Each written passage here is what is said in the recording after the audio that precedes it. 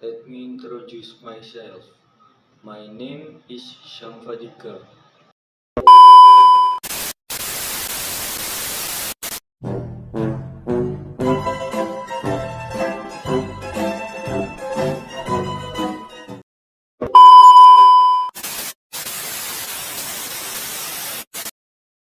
Assalamualaikum warahmatullahi wabarakatuh.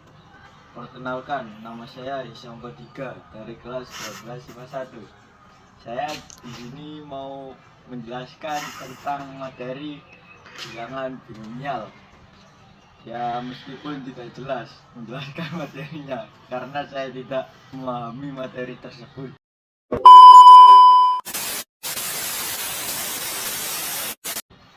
Saya menjelaskan ini karena tugas matematika peminatan yang diberikan oleh guru tercinta saya, Pak Nasir. Oke, selanjutnya mari kita simak baik-baik. Kalau tidak jelas silakan dipahami sendiri. Kalau tidak paham, dipahami sendiri. Karena saya juga belum paham. Terima kasih. Silahkan menonton. Mari dong.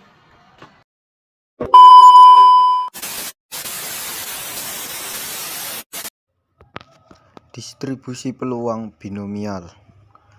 Distribusi peluang binomial merupakan salah satu materi yang ada di kelas 12 pelajaran matematika peminatan. Distribusi peluang binomial dalam teori probabilitas dan statistika. Distribusi binomial adalah distribusi probabilitas diskret. Jumlah keberhasilan dalam N percobaan ya atau tidak yang saling bebas, di mana setiap hasil percobaan memiliki probabilitas P. P sendiri dapat dirumuskan Px sama dengan Nx kali P pangkat X kali dalam kurung 1 kurangi P dalam kurung N dikurangi pangkat N dikurangi X. Keterangan P peluang sukses 0 kurang dari P kurang dari 1. N sama dengan banyaknya percobaan, X sama dengan banyaknya muncul sukses, X kurangi N sama dengan banyaknya muncul gagal. Kira-kira itu adalah awal materi kita. Selanjutnya, adapun 5 bentuk umum dari distribusi peluang binomial. Bentuk yang pertama, N1 sama dengan N. Bentuk yang kedua, N sama dengan 1. Bentuk yang ketiga, N0 sama dengan 1. Bentuk yang keempat, N dikurangi 1 sama dengan N. Dan bentuk yang kelima, K sama dengan N faktorial per K faktorial dalam kurung N min K dalam tutup kurung faktorial. Itulah beberapa bentuk dari distribusi peluang binomial yang akan kita pelajari dalam materi ini. Syarat-syarat distribusi binomial. Syarat yang pertama, banyaknya syarat eksperimen merupakan bilangan tetap. Syarat yang kedua, setiap eksperimen selalu mempunyai dua hasil, yaitu sukses dan gagal. Tidak ada daerah abu-abu. Syarat yang ketiga, probabilitas sukses harus sama setiap eksperimen. Syarat yang keempat adalah eksperimen tersebut harus bebas satu sama lain. Itu merupakan syarat-syarat yang harus terpenuhi dalam distribusi binomial. Apabila menurut kalian perlu dicatat, silahkan dicatat terlebih dahulu. Contoh soal. Sekolah Pelita Harapan mengadakan suatu tes yang diikuti oleh 5 orang guru dengan tingkat kelulusannya adalah 0,6. Tentukan peluang ketika kondisi sebanyak 2 guru lulus. Pembahasannya diketahui N sama dengan 3, P sama dengan 0,6, Q sama dengan 0,4. Px sama dengan 0 sama dengan 5 faktorial 5 faktorial 5 faktorial dikali 0,6 pangkat 0 dikali 0,4 pangkat 5 sama dengan 0,01024.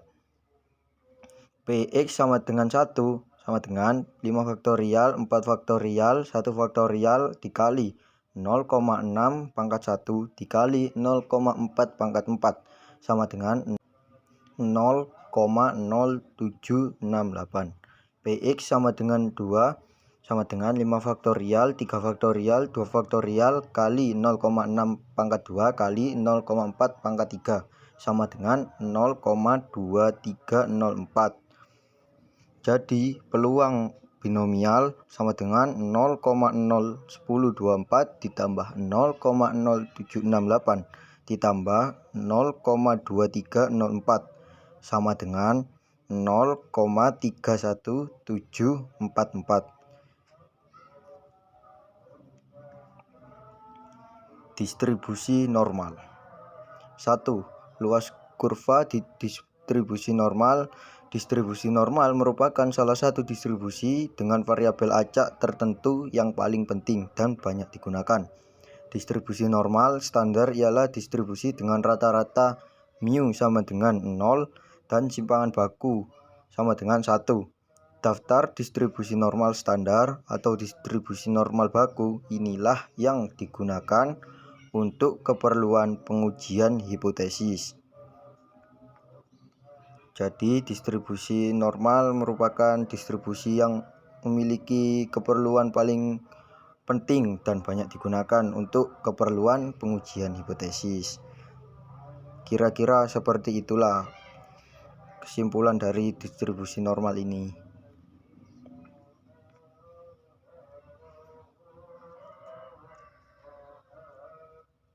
Cara menentukan bagian-bagian luas dari distribusi normal. 1. Hitung Z sampai 2 tempat desimal. Dengan Z dirumuskan Z sama dengan X dikurangi mu per sigma. 2. Gambar kurva sebagai berikut. 3. Letakkan Z pada sumbu datar, lalu tarik garis vertikal hingga memotong kurva. Luas yang tertera dalam daftar distribusi normal baku adalah luas daerah antara garis pada langkah pertama hingga ketiga dengan garis tegak di titik 0. 5. Dalam daftar cari tempat lain Z pada kolom paling kiri hanya hingga 1 desimal dan desimal keduanya dicari pada garis paling atas. 6. Dari Z kolom ke kiri maju ke kanan dan dari atas turun ke bawah, maka didapat bilangan yang merupakan luas yang dicari. Bilangan yang dapat dihitung dalam bentuk 0,xxxx atau bentuk desimal karena seluruh luas sama dengan 1 dan simetris terhadap mu sama dengan 0. Maka luas garis tegak pada titik 0 ke kiri ataupun ke kanan adalah 0,1. Contoh pembacaan luas kurva distribusi normal. Luas daerah pada titik 0 sampai min 0,50 sama dengan luas daerah pada titik 0 sampai 0,50. Jika dilihat pada tabel distribusi normal menunjukkan angka 0,1915. Selanjutnya, luas pada daerah titik 0 sampai 2,25 adalah 0,4878. Setelah itu dijumlahkan dua nilai tersebut 0,1915 ditambah 0,4878 sama dengan 0,6793. Sebagai contoh kedua pada kasus lain. Pada contoh kali ini terdapat kurva yang mengarsir daerah 0,67 ke kanan. Seperti yang dijelaskan sebelumnya bahwa luas seluruh kurva adalah 1, maka luas dari titik 0 ke kanan maupun ke kiri adalah 0,5. Maka persoalan di atas dapat diselesaikan dengan cara mengurangi 0,5 dengan hasil luas titik 0,67 pada tabel distribusi normal. Maka 0,5 dikurangi 0,2486 sama dengan 0,2514. Jadi hasilnya adalah 0,2514.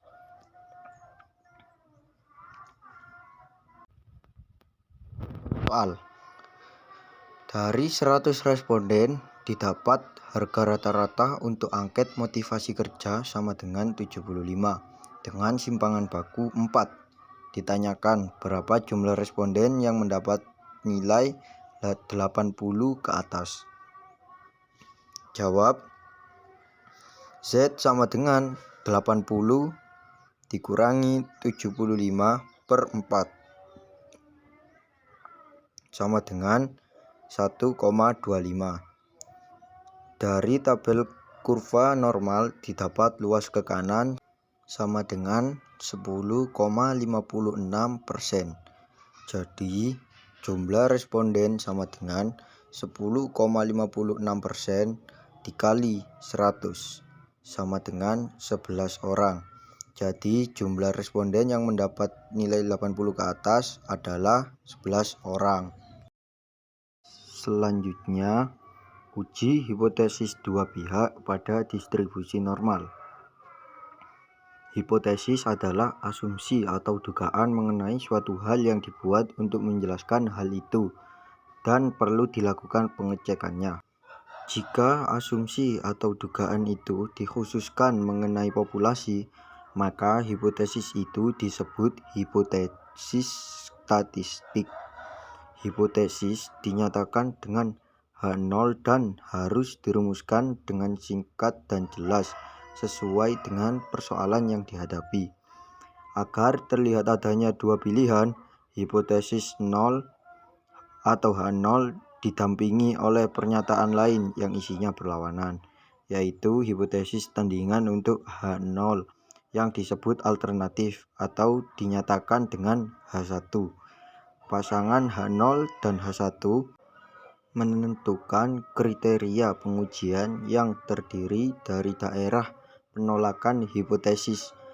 Daerah penolakan hipotesis dikenal pula dengan nama daerah kritis.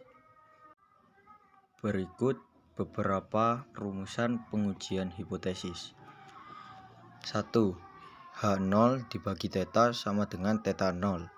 H1 dibagi theta sama dengan theta 1. 2. H0 dibagi theta sama dengan theta 0. H1 dibagi theta tidak sama dengan theta 0.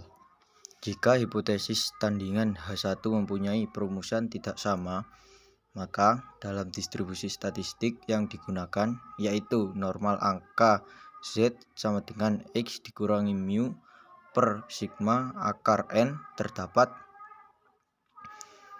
dua daerah kritis yang masing-masing berada di ujung distribusi. Luas daerah kritis atau daerah penolakan pada tiap ujung adalah setengah A, dengan A sama dengan taraf nyata. Pengujian hipotesis yang demikian disebut uji dua pihak karena terdapat dua daerah penolakan. Sekian penjelasan dari saya, meskipun tidak jelas, semoga dapat dipahami dan dimengerti. Apabila ada tutur kata yang kurang baik, mohon maaf yang sebesar-besarnya. Wabillahi taufiq wal hidayah, wassalamualaikum warahmatullahi wabarakatuh.